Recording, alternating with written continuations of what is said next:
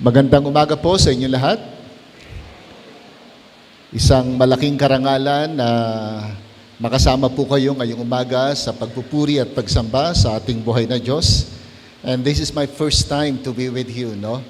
And thank you, Pastor, sa pag-invite po, no? And this morning, maraming gusto sabihin, but medyo mahaba, kaya tutuloy na ako sa message natin. So please open your Bible once again in the book of Deuteronomy. Actually, I prepared some ibang mensahe sana. Pero nung nakita ko, nung binigay sa akin ni Pastor, takbo na may passage pala dito. So it's a good thing na itong passage na ito ay na-preach ko before. So madali ko siyang nakuha ulit. So Deuteronomy chapter 6, verses 1 to 7. Hayaan niyo po na basahin ko sa inyo ang talatang ito. Now this is the commandment, the statutes and the judgment which the Lord your God has commanded me to teach you, that you might do them in the land where you are going over to possess it, so that you and your son and your grandson might fear the Lord your God, to keep all his statutes and his commandments, which I command you all the days of your life, and that your days may be prolonged. O Israel, you should listen and be careful to do it, that it may be well with you, and that you may multiply greatly, just as the Lord, the God of your fathers, has promised you, in a land flowing with milk and honey. Hear, O Israel, the Lord is our God, the Lord is one. You shall love the Lord your God with all your heart, and with all your soul, and with all your might. These words which I am commanding you today shall be on your heart. You shall teach them diligently to your sons, and shall talk of them when you sit in your house, and when you walk by the way, and when you lie down, and when you rise up. Tayo pong lahat ay manalangin. Our Father in heaven, once again, we would like to thank you, Lord, for this wonderful morning that you have given us, especially, Lord, na makasama ang mga kapatiran dito sa Inday Subdivision upang patuloy na magpuri at magbigay parangal sa iyong dakilang pangalan. Father, we acknowledge our nothingness. We ask, Lord, the Holy Spirit to work in our midst. Please, illumine our hearts and mind. Give us a humble heart, O Lord, na tanggapin kung ano man yung hamon, yung lesson na gusto mong ibigay sa bawat isa sa amin. And by your grace and through the help of the Holy Spirit, tulungan mo kami na hindi lamang makapakinig, higit sa lahat ay maipamuhay ang mga hamon ay pagkakaloob mo sa amin ngayong umaga. Be with your servant, O Lord, and ang panalangin po namin na nawa ang lahat ng luwalhati ay mapasa inyo po lamang. Sa matamis at dakilang pangalan ni Kristo Jesus. Amen. Let me start our lesson this morning, sa pagbibigay ng isang katanungan. How do you want to be remembered by the generations that come after you? And the one that comes after next. How will you prepare your children and grandchildren for the future? Here in the book of Deuteronomy, especially in this passage, once again, we are reminded of the most important responsibility of every parent and who will become parent. Naniniwala ako na walang mabuting magulang ang hindi nagnais ng mabuti para sa kanilang mga anak. Sa katotohanan, many of us are willing to sacrifice, magtiis, maibigay lamang yung mga bagay na kailangan ng ating mga anak. May handa lamang sila sa magandang kinabukasan. Pero ano nga ba yung pinakamagandang bagay na maibibigay natin sa ating mga anak na magtatagal hanggang sa mga susunod pang henerasyon at maging hanggang sa kabilang buhay? At dito nga, pinakita ni Moses ang isa sa mga bagay na dapat nating pagsumikapan bilang mga mabuting magulang. So, as the Israelites are about to enter the promised land, here, Moses gave the most important command to the people or to the parents. I say parent because in the passages that we'll be studying, makikita natin na it is directly given doon sa mga magulang. Sa verse 2, ang sabi diyan, the Lord God, may mga passages na nagpapakita na directly ang kinakausap ni Moses ay yung mga magulang. At ito yung sabi niya, "The Lord God is one, love God with all your heart, with all your soul and mind and strength."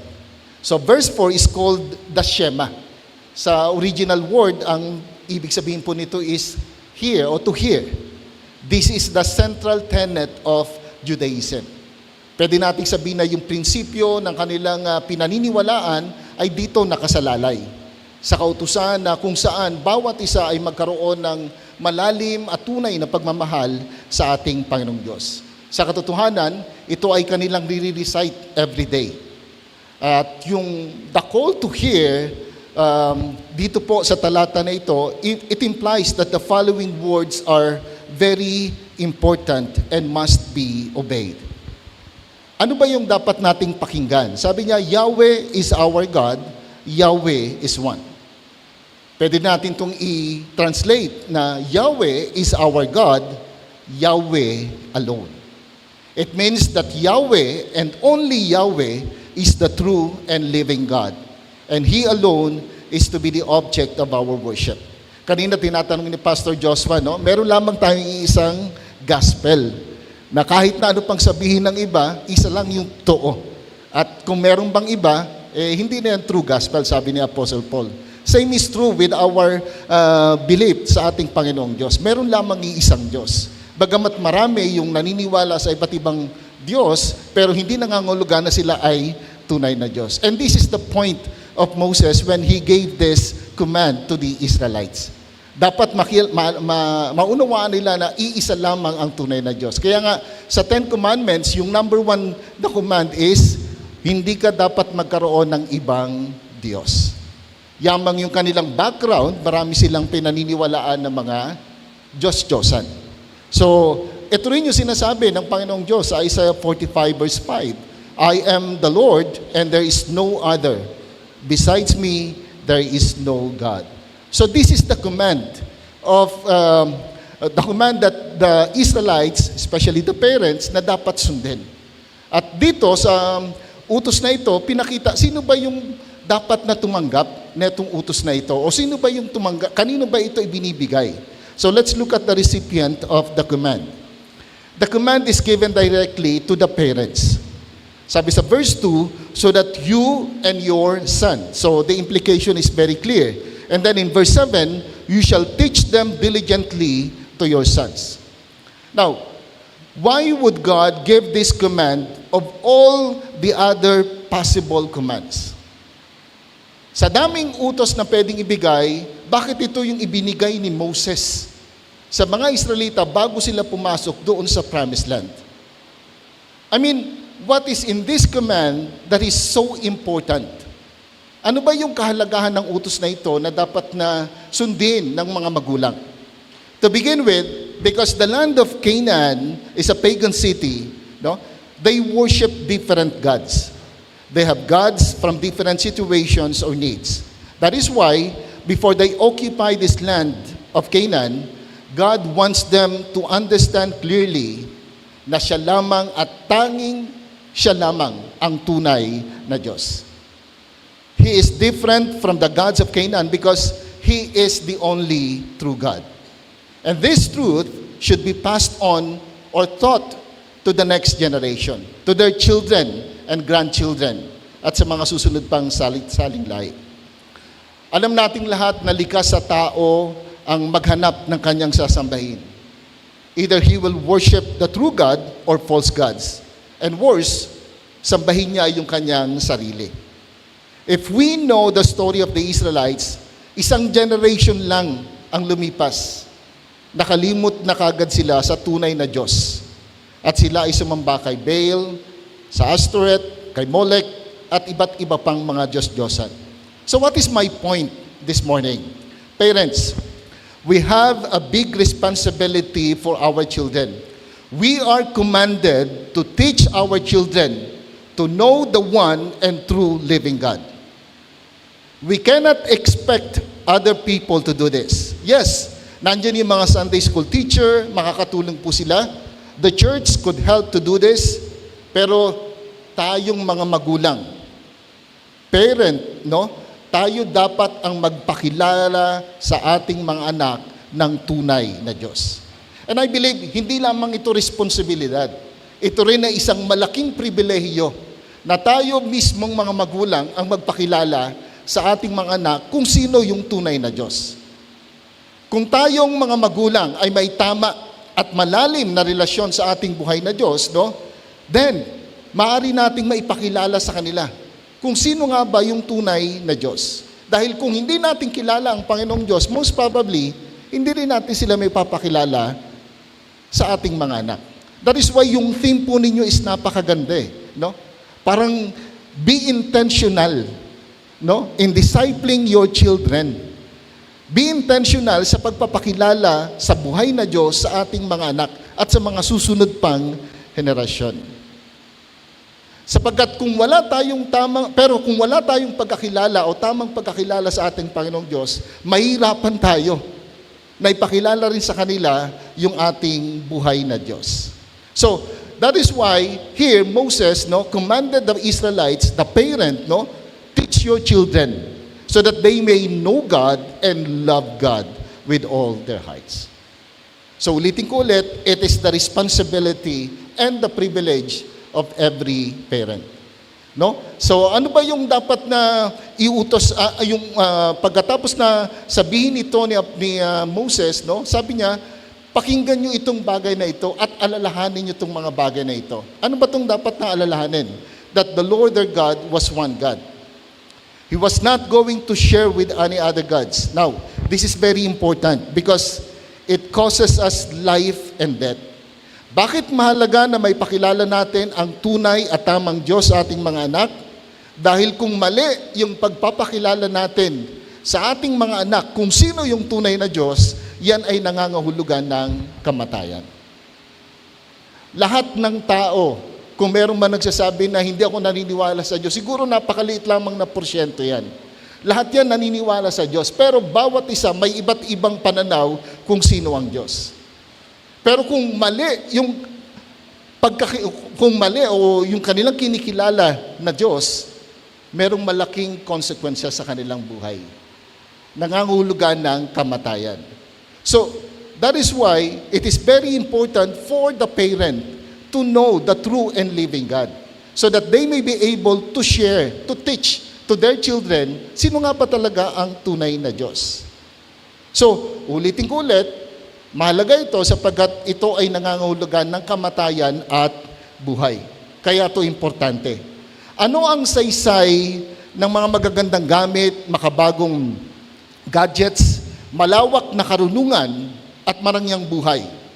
Kung yung kaluluwa naman ng ating mga anak, kung sila naman ay mapupunta sa dagat-dagatang apoy o impyerno.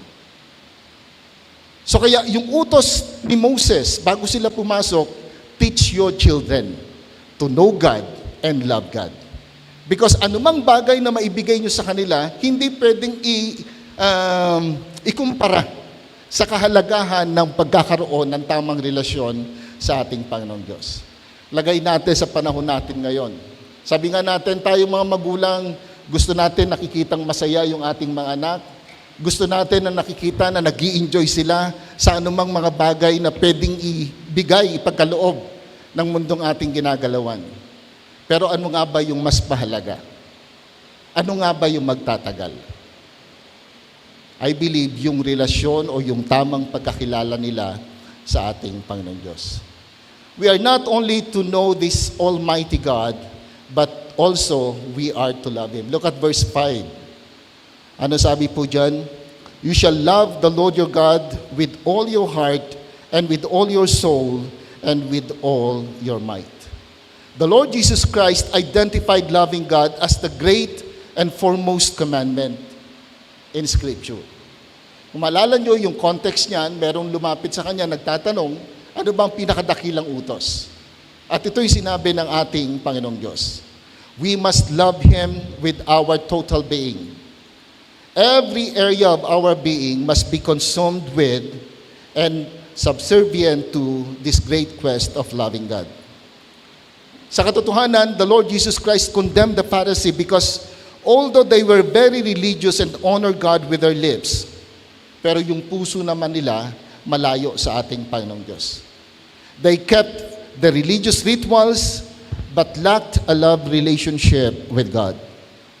At alam niyo po ba na if we will not careful, maaring mangyari rin sa atin ang bagay na ito. Every Sunday, nasa church tayo, umaattend tayo ng iba't ibang mga activities, no? Ginagawa natin ang lahat ng activities o mga ino-offer ng ating church, pero yung puso natin malayo sa ating Panginoong Diyos.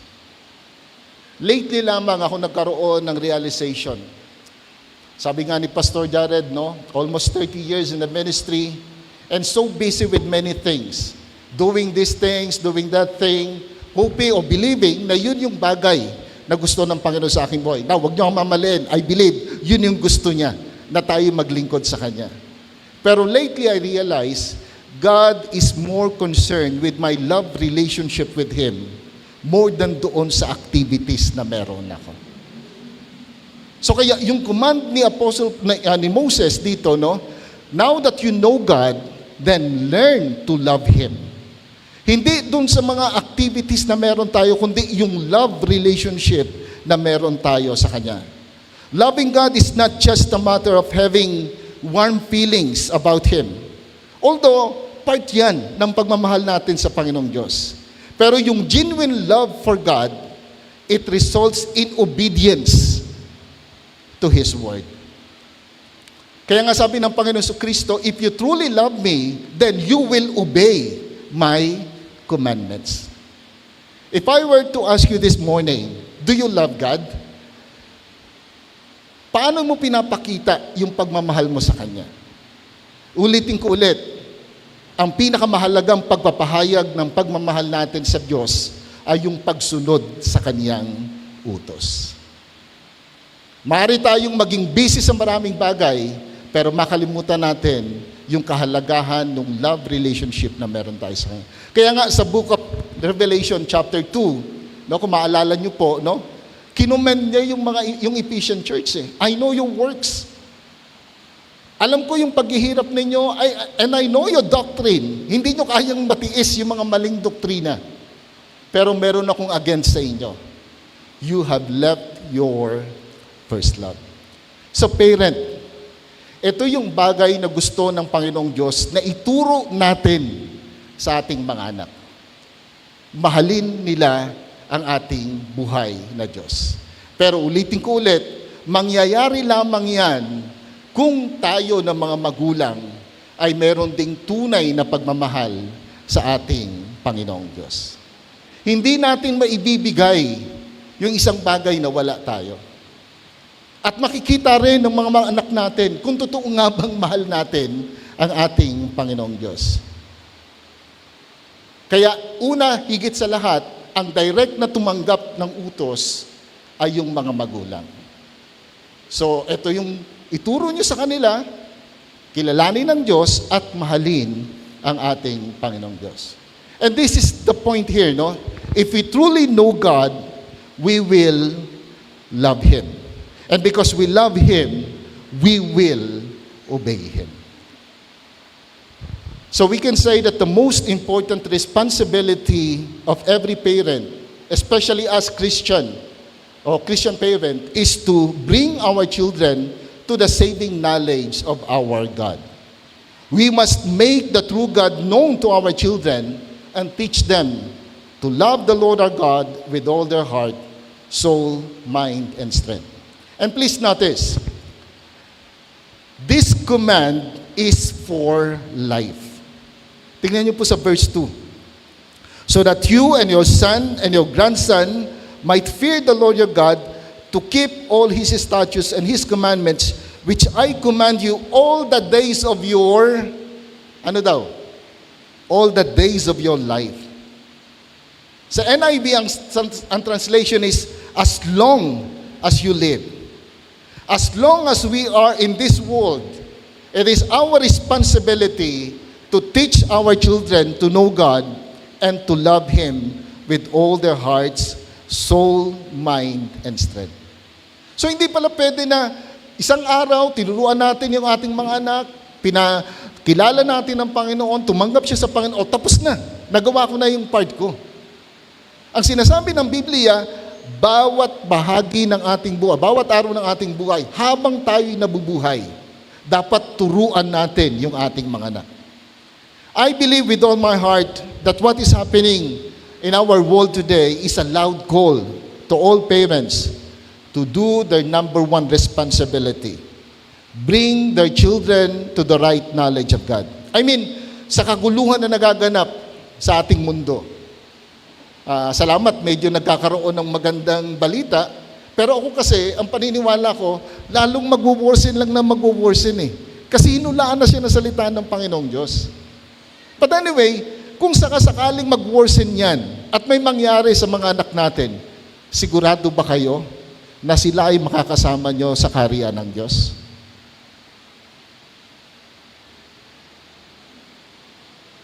Hindi natin alam kung ano naghihintay sa bukas. And in fact, kahit wala ang kaguluhan na yan, hindi rin natin sigurado kung buhay pa yung ating mga anak sa susunod na taon. So kaya, yung utos na ito, nandun yung urgency. And sabi nga, intentionality to teach our children, to bring them to the saving knowledge of our Lord and Savior Jesus Christ. At eto pa yung maganda. Kung sakasakali na humaba naman yung buhay, panalo ka pa rin magulang. Di ba? Halimbawa, hindi matuloy ang kaguluhan na yan, maging maayos ang lahat, panalo ka pa rin. Kasi yung anak mo, naturuan mo kung ano yung dapat, kung ano yung gusto ng Panginoong Diyos. Nagkaroon ng tamang pagkakilala at pagmamahal sa ating Panginoong Diyos. At bakit ka panalo? Look at the reason for giving this command. Why do we have to make God known to our children and teach them to love God? Look at verse 2. So that you and your son and your grandson might fear the Lord your God, to keep all His statutes and His commandments which I command you. I believe fearing God is what our world really needs. Do you agree with that? Bakit maraming corruption? Bakit maraming road rage? Bakit maraming mga, sabi nga bagay na nangyayari, bata pa lang, nabubuntis, nakabuntis, no? Sapagkat marami tayong kinatatakutan, no? We fear many things, but God. And here, Moses reminded the parent, teach your children to know God, to love God. Dahil kung magkakaroon sila ng tamang pagkakilala at pagmamahal sa ating Panginoong Diyos, ito naman yung magdudulot para sila magkaroon ng pagkatakot sa ating Panginoong Diyos. Parents, what do you think will happen if we will be able to instill the fear of the Lord in the hearts and mind of our children? What is the effect of that in our family, in our community, or even eternity?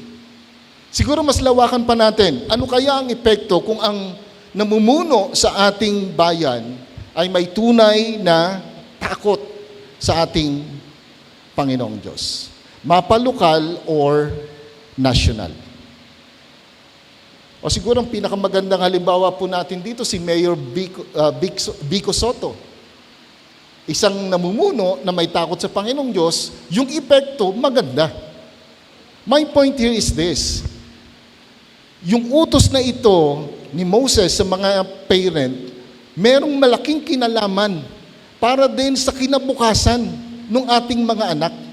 Na kung sila ay magkakaroon ng tamang pagkakilala, pagmamahal sa Panginoong Diyos, magkakaroon ng takot sa Panginoon, saan man sila dali ng Panginoon? Di ba? Panalo. Tama po ba?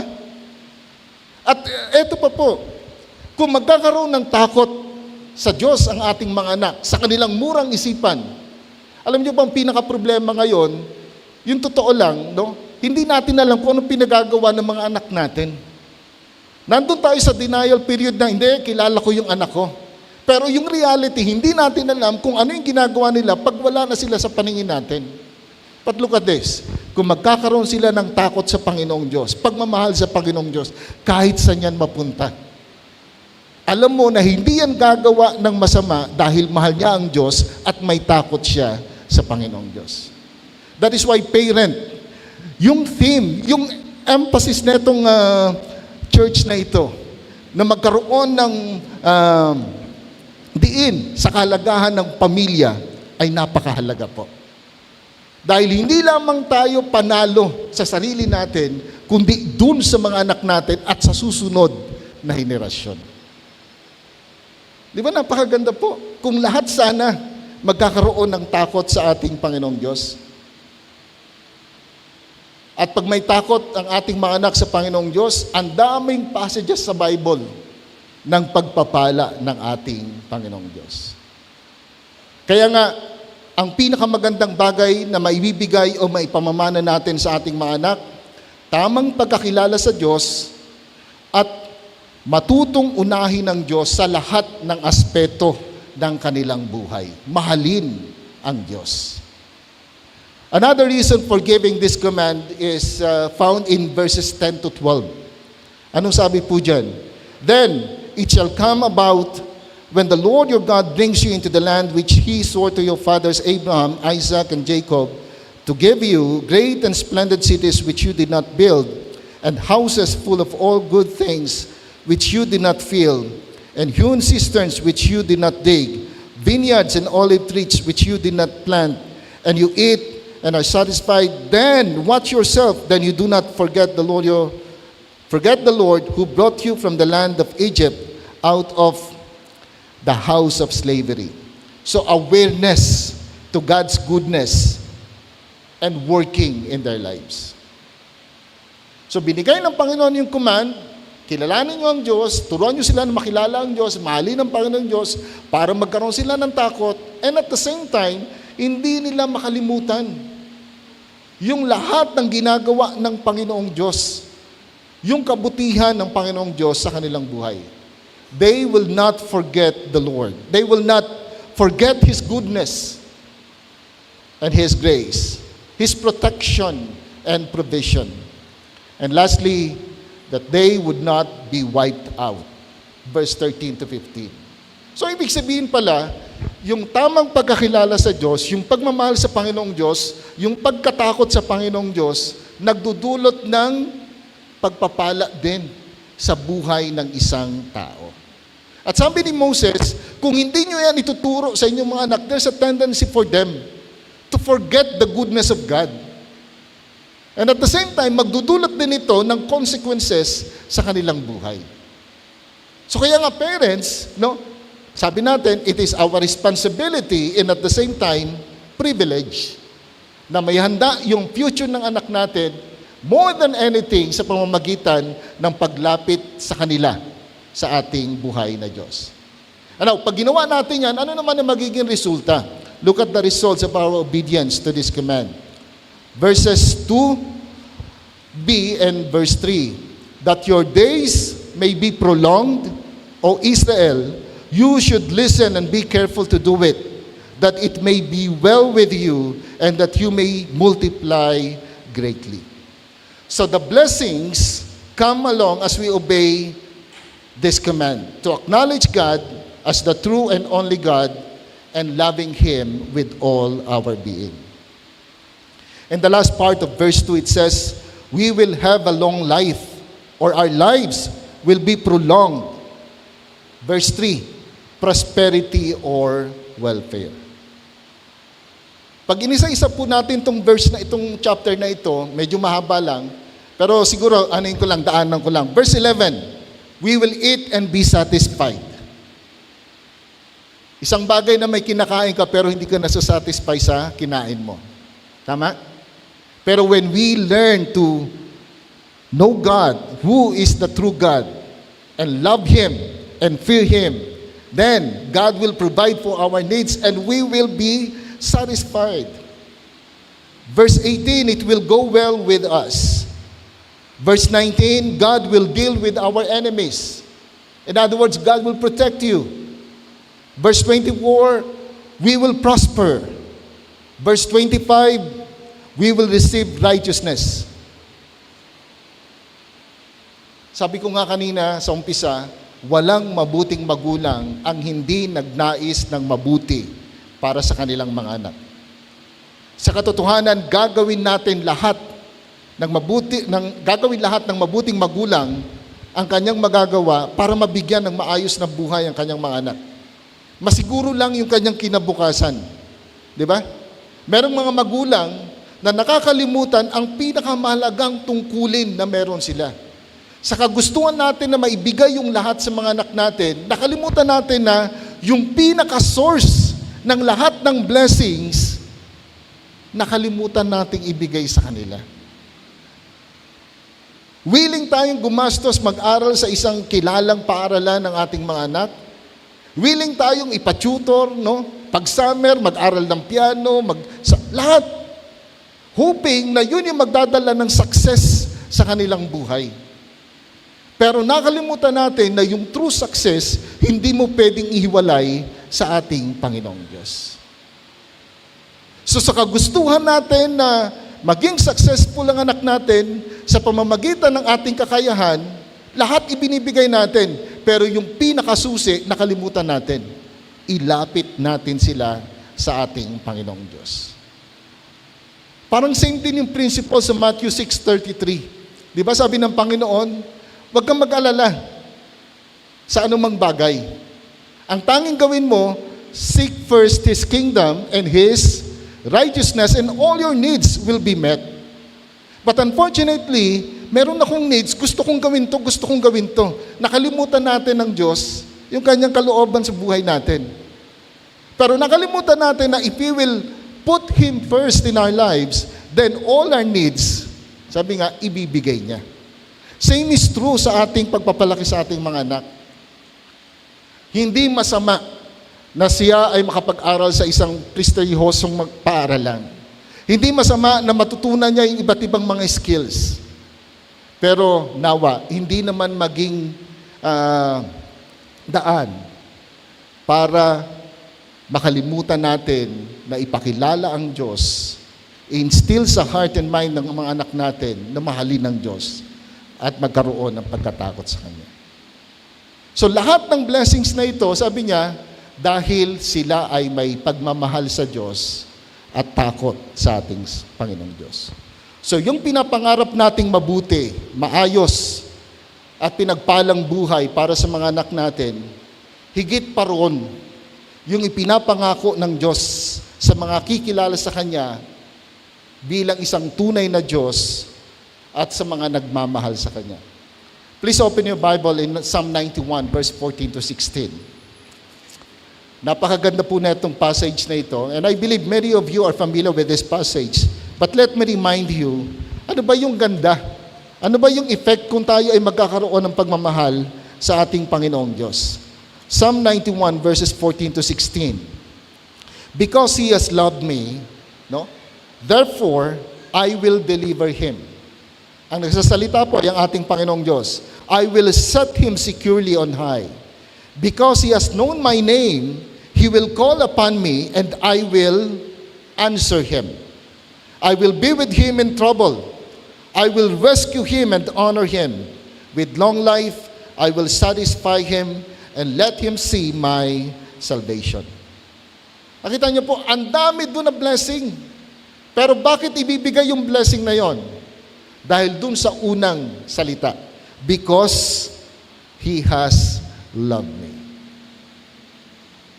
So going back doon sa passage natin, yung pala isang mga reasons why the Lord through Moses gave this command. Listen, Israel. Listen, parents.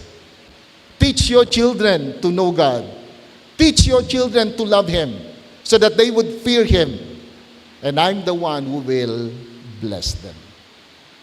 Gusto niyo po ng pagpapala sa inyong mga anak? Parang iilan lang yung gusto, no? Parang ayaw nyo ng pagpapala sa inyong mga anak. Gusto nyo po ba ng pagpapala sa mga anak nyo? O, sabi niya, teach them to know God.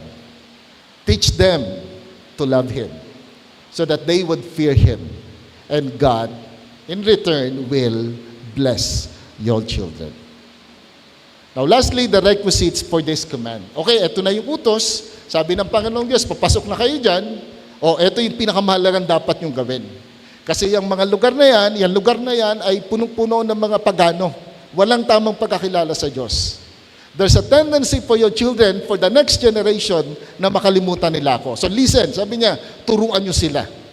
Nakilalanin kung sino yung tunay na Diyos. At sa pagkakilala sa Kanya, sabi niya, mahalin nila ako bilang iisang Diyos na magdudulot para sila magkaroon ng pagkatakot. At kung gagawin nila yan, sila ay aking pagpapalaan. Iingatan, puprotektahan, at bibigyan ng pagtatagumpay. Pero sa inyong pagtuturo, ganito yung dapat nyong gawin. Ano sabi niya rito sa verse 6 to 7 ng Deuteronomy chapter 6? Medyo, alam niyo, gagawin ko lang mas practical kasi napakayaman ng salita. Sabi niya rito, these words which I am commanding you today shall be on your heart. You shall teach them diligently to your sons, and shall talk of them when you sit in your house, and when you walk by the way, and when you lie down, and when you rise up. The implication is very clear. We should make it a priority sa ating buhay. We should take it seriously, and we should do it wholeheartedly. And this is your theme. Be intentional in discipling your children. Diba? Parang lahat anong ginagawa mo, turuan mo sila. In other words, don't make your faith a once-a-week thing. Anong ibig ko sabihin? Yung pananampalataya po natin, yung relasyon po natin sa Panginoon Diyos, hindi yan every Sunday lang. Mahalaga na sa bawat aspeto, bawat araw ng ating buhay, makita ng mga anak natin yung pagmamahal na meron tayo na siya naman nating ituturo sa ating mga anak. Pagmamahal sa Panginoong Diyos. Pansinin niyo po, paano natin dapat ibahagi yung pananampalataya natin sa next generation? Sabi niya, impress your faith on your children. Sa ibang translation, teach them diligently. Be intentional. Sabi niya, talk about your faith at home. On the road, siguro habang nagdadrive kayo ng sasakyan, when you go to bed, when you get up, sabi niya, ituro yung pananampalataya. Tie it to your hands. Bind it on your forehead. Write it on your door frame. Napansin ko po kanina, marami akong kaidaran. Yung iba senior, yung iba papuntang senior. Naalala niyo pa noon, di ba mahilig tayo yung mga maglagay ng mga verses sa mga walls natin, isa sa pintuan. So ito isa-isang banda eh. Sabi niya, lahat ng paraan para maturuan natin yung anak natin na makilala ang Panginoong Diyos, gawin natin, samantalahin natin. Anumang aspeto, anumang activities na meron ka, gawin mo para makilala nila ang tunay na Diyos. And if you notice, all of these are action words. God is not calling for a mumbled piety. Ang gusto niya yung pananampalataya na buhay. Gumagawa, kumikilos. Parents, listen to this. Our faith must be true, must be genuine. Because if our faith is not real, our family, our children will know it. And they have a word to describe who you are. Hypocrite. Hypocrite. There was a time sa aking pagpapastor, no? Pero isang young people na matagal nang hindi umaattend ng church. So, I visited him, and then I talked to him, and then tinanong ko siya, sabi ko, bakit hindi ka na umaattend ng church? Alam niyo po sagot ng kabataan? Kaya ayaw ko na dyan sa church na yan, hipokrito ang magulang ko. Ang bait-bait niya sa loob ng simbahan, pero dito sa loob ng bahay, iba ang ugali niya. Parents, di ba nasakit nun kung yun yung maririnig natin sa mga anak natin? I hope hindi mangyari po sa inyo. Kaya nga ulit, the command is directly for the parents. Teach your children, love them, o love God. Pero may bibigay lamang natin yan, magagawa lamang natin yan effectively kung totoo din yung pananampalataya at pagmamahal natin sa ating Panginoong Diyos. I hope and pray, na bilang mga tunay na anak ng Panginoong Diyos, makita natin kung gaano kaseryoso itong utos na ito ni Moses para sa mga magulang. Now, ang tanong, paano ba natin gagawin itong mga bagay na ito? How do I actively make my faith real for my family? Na pag tiningnan nila tayo, sasabihin nila, totoo ngang love ng magulang ko yung aking Panginoong Diyos. Totoo nga yung pananampalataya nila. I believe, minsan ang pinakasimpleng pamamaraan, pero mahirap natin gawin, yung maging faithful sa paggawa ng mga basic things sa buhay natin. Ano ibig sabihin? Going to church regularly. When I pastor a church in GCF Bulacan, pagdating ko po doon, napansin ko, yung mga members, parang dahil mayayaman may kaya sa buhay. Aaten ng church, especially kung sila yung leader sa church, magli-lead, nandoon, umaaten. Pero after that, wala. Tapos magpo-post sa Facebook, na dito sa ganitong lugar, minsan nasa ibang bansa. Now, hindi naman ako KJ Alam mo natin na gusto. Pero ang point ko is this, bakit hindi yata seryoso sa pagdalo sa iglesia? So, i-introduce yung bagay na pag Sunday, dapat nasa church tayo. Meron kagad umalma. Sabi niya, Pastor, paano naman yung family day namin? Sabi ko, taka muna, meron bang family day sa Bible? Ang alam ko, meron Lord's Day. Yung family day, every day, dapat may time ka sa family mo. Pero yung Lord's Day, wag mo nang agawin. At i-justify mo yung gusto mong gawin, para makaiwas ka doon sa dapat mong o responsibilidad mo para sa Panginoon. Alam niyo po, pag hindi natin pinakita sa mga anak natin na seryoso tayo sa pagdalo sa gawain, unconsciously, nagbibigay tayo ng message, hindi importante ang Diyos. Hindi importante ang pagsamba. And now, sasabihin mo sa kanya, anak, mahalin mo ang Diyos. Di ba contradicting? So hanggat walang matibay o sabi nga tamang dahilan, wag nating i-justify yung pagliban natin sa church. Kasi si Kristo, kanina ginawa natin yung Lord's Supper, binigay niya yung buhay niya para sa atin. Eto 2 hours lang ang ibibigay natin para sa Kanya. So parents, bring your children to the church. Sabi ko doon sa church, Pastor, kasi yung mga baby maingay Mabuti nga yun Lumalaki sila doon sa loob ng church. Dahil hindi mo sila dinala, nung magkaisip, ayaw na rin pumunta. Nakuha niyo po? So basic, dali natin ang ating mga anak sa iglesia.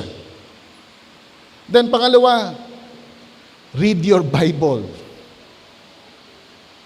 I mean, nakikita pa ba ng mga anak natin na may time tayo to read the Word of God? Nabubuhay tayo ngayon na ang dala-dala lang puro cellphone. Di ba? Nung time namin, ewan ko, si Pastor Jared, mata pa naman kaysa sa akin to pero nakita, di ba usually pag umaten tayo ng church, eto dala-dala natin Now, alam ko na hindi doon yun. Iba na ngayong panahon ngayon Ang point ko lang is this. Eto, parang sabi nga natin, sandata natin to Kahit saan tayo makapunta noon, dala-dala natin siya ngayon. Ngayon, yung mga tao, parang, ewan ko ba, nahiya ba kayo na magdala ng Bible? Nabubuksan pa ba yung Bible? O sabi natin, mayroon naman akong apps. Dala-dala mo nga sa cellphone mo, pero ang tanong, binabasa mo rin ba? Tapos sasabihin mo sa anak mo, anak, magbasa ka ng Bible. Taka muna, ikaw nga, hindi mo pa nabasa yung Bible Ilang taong ka na? Prayer. Paano mo sasabihin sa anak mo na mahalin mo ang Panginoong Diyos At dapat lagi mo siyang kausapin para ma-develop yung intimacy na meron ka. Pero ikaw, wag na tayong ng prayer meeting, dito na lang tayo. Kasi mamimiss ko yung di ba? Simpleng bagay, pero pinapakita ano talaga yung laman ng puso natin. At ulitin ko ulit, mahirap turuan ang ating mga anak at ang susunod na henerasyon kung hindi nila nakikita una sa buhay natin yung pagmamahal natin sa ating Diyos. At yung serious, kung gaano tayo kaseryoso sa pananampalataya na meron tayo. Doing the basic is critical to impress to our children, kung gaano natin tunay na kamahal ang Panginoong Diyos. Kaya kung namimiss natin itong mga bagay na to, kapatid, hindi pa naman huli. Bakit natin to dapat gawin? Balik tayo doon sa verse. Sabi niya, we need to impress our faith on our children. We must teach them diligently. We must be intentional. Let's make it a priority. Ipakilala natin ang Diyos. Turuan natin sila na mahalin ang ating Panginoong Diyos. Paano natin ito gagawin? Ang dami pa pero bilisan ko na lang, practical. Number one, this can be as simple as telling your kids how much God has blessed you because of them. When was the last time that you tell to your children na, anak, you are a blessing from God?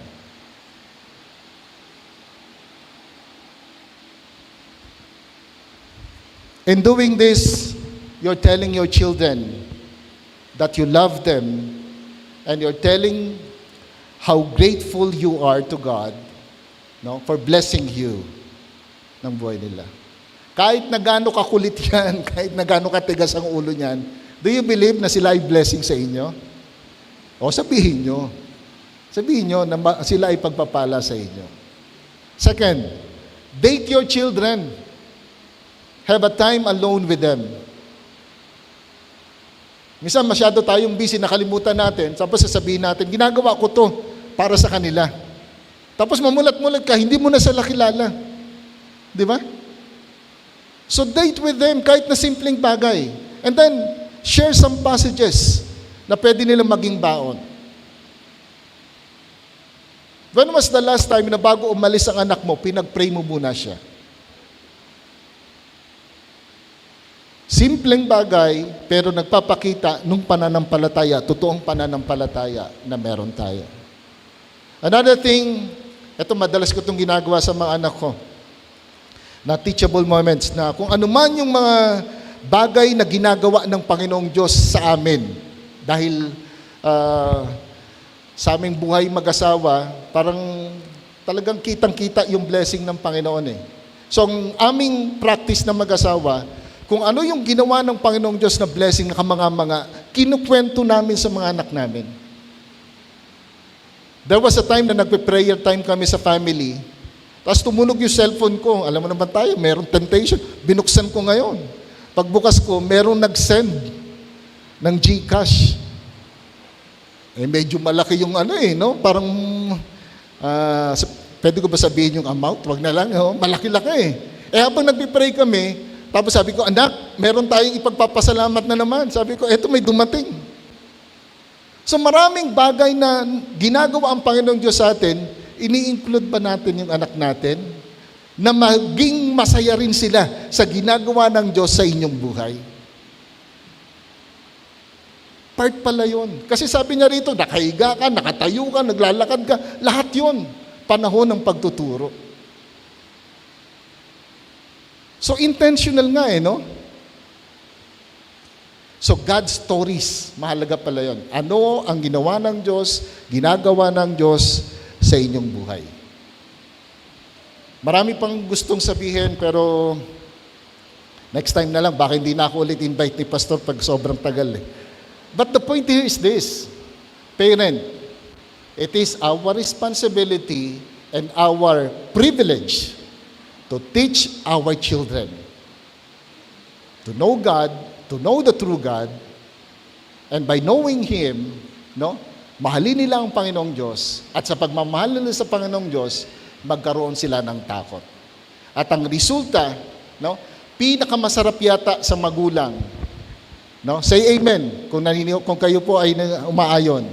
Na makita natin yung anak natin na lumalakad ayon sa kalooban ng Diyos. Amen?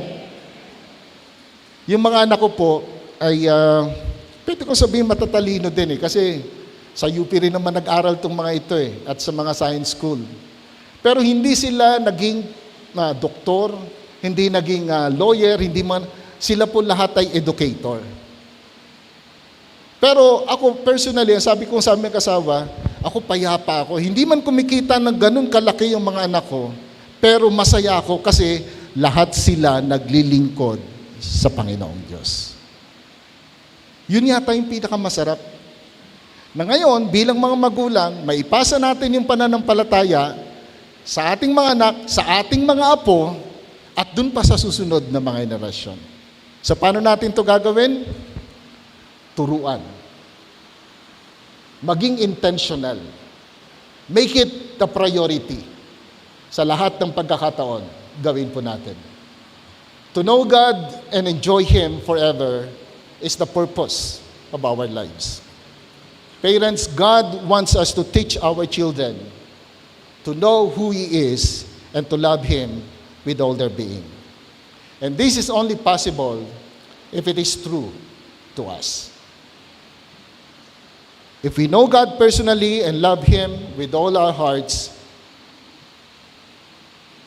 let's do this intentionally. And may the Lord bless your family. Tayo pong lahat ay manalangin. Aming Ama na nasa langit, salamat po sa inyong buhay na salita. Salamat sapagkat minsan pa pinalalahanan mo kami ng aming numero unong responsibilidad bilang magulang.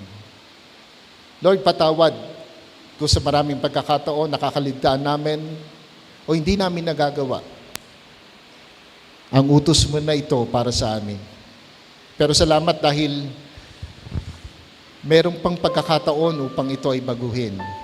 Salamat sa inyong biyaya na sagana. Salamat sa banal na Espiritu na sumasa amin upang kami ay tulungan na maisagawa ang inyong kalooban sa amin bilang mga magulang. Pagpalain mo po ang bawat magulang na narito ngayon. Pagpalain mo po ang mga magiging magulang pa lang. Dalangin ko po na nawa ang katotohanan ito ay hindi lamang matapos sa lugar na ito. Sa inyong biyaya, ito po ay aming mapamuhay. Sa pangalan ni Kristo Jesus, sa iyo ang lahat ng luwalhati. Ito ang aming panalangin.